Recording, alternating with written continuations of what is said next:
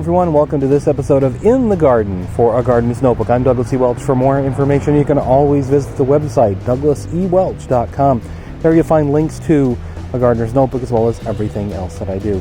Well, starting out here with some success again, the sweet potatoes are going gangbusters. This time through the growth process, it looks like the extra water has really helped out a lot, as well as the raised soil as opposed to the soil that was in this bed. Things are looking really good. We actually need to come back in and bury some more of the vines. We actually did cover up a few of them earlier this week.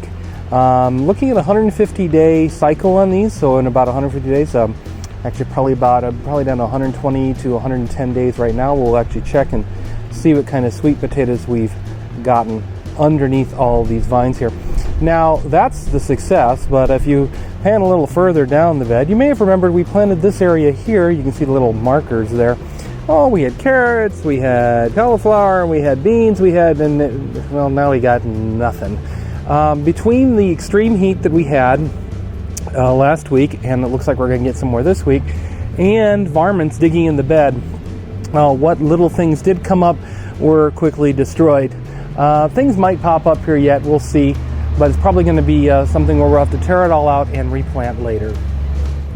Now, I mentioned the trouble we've been having with the grass in this area where it's starting to get new water, and it is quite prolific here. And here's a sample of an area that has not been weeded yet, but I haven't been slacking off too badly. I've actually done this entire area over here, and you can see what it looks like once the grass is pulled out, just the lantana and the trees and other appropriate plants in its place.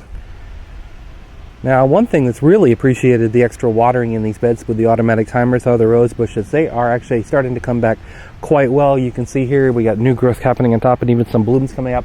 We actually got a fairly nice bloom along the driveway here, although, again, it was so hot that a lot of the rose blossoms, and you can kind of look down that way a little bit there, a lot of the rose blossoms seemingly dried on the vine. I call it making potpourri on the plant. When it's over 100 degrees, the roses do bloom, but the blossoms do dry very, very quickly. This is one of the better blooms on these bewitched roses, and yes, they are named for the 1960s television series, which just happens to work out really well because that is one of my wife's favorite television shows.